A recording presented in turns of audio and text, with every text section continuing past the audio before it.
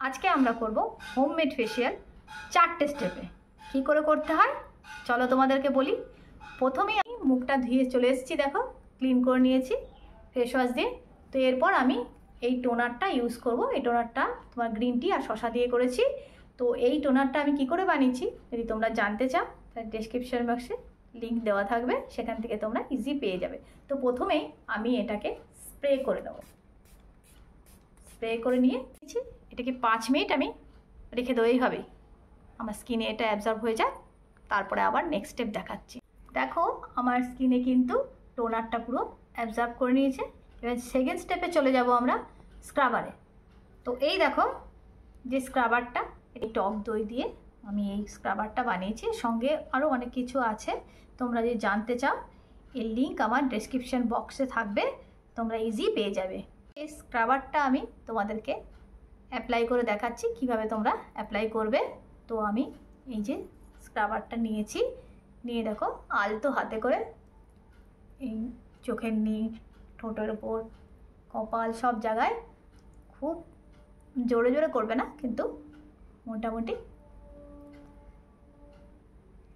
যেমন করে দেখাচ্ছি সেরকম করেই করবে। তাতে তোমাদের স্কিনে যদি কোনো দাগ ধাব্বা থাকে রেগুলার ইউজে দেখবে এগুলো অনেক হালকা হয়ে গেছে আর ধীরে ধীরে চলেও যাবে।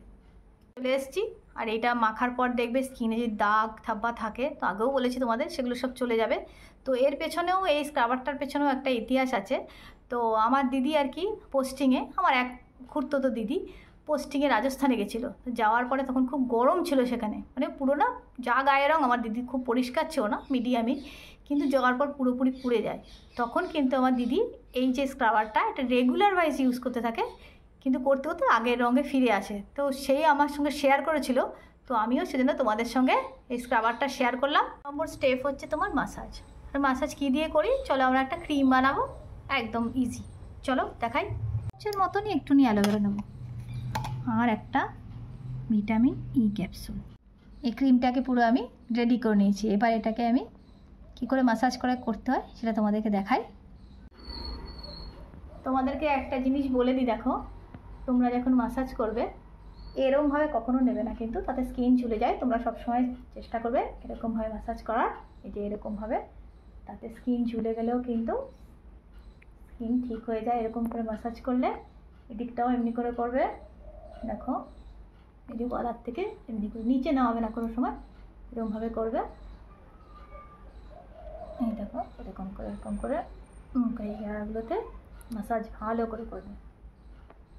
যে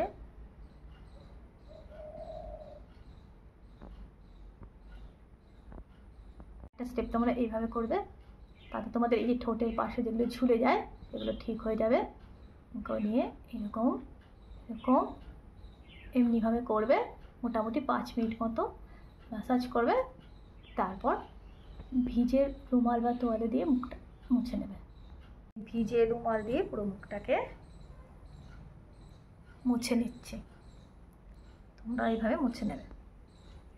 তারপর আমি মুখটা পুরো মুছে নিয়েছিলাম, তোমার মুখটা পুরো ক্লিন আছে। এখন আমি ইউজ করব তোমার প্যাকটা।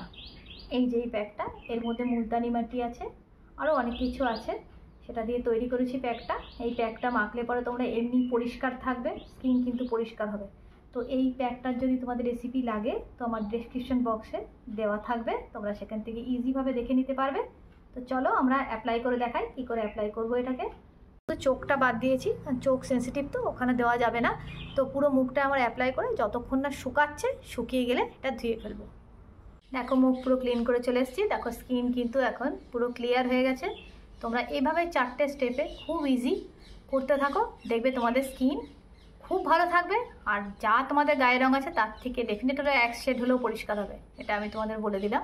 তো ভালো লাগে যদি আমার ভিডিও, এভাবেই তোমরা করতে থাকো, আমার ভিডিওগুলো দেখতে থাকো, আমার সাথে থাকো। তোমাদের একটা লাইক, কমেন্ট, সাবস্ক্রাইব আমার কাছে অনেক কিছু বড় পাওনা, তাই তোমরা আমাকে সাবস্ক্রাইব করো। আর সবাই ভালো থাকো, আবার দেখা হচ্ছে এরকম কোনো ভিডিওর সঙ্গে। বাই।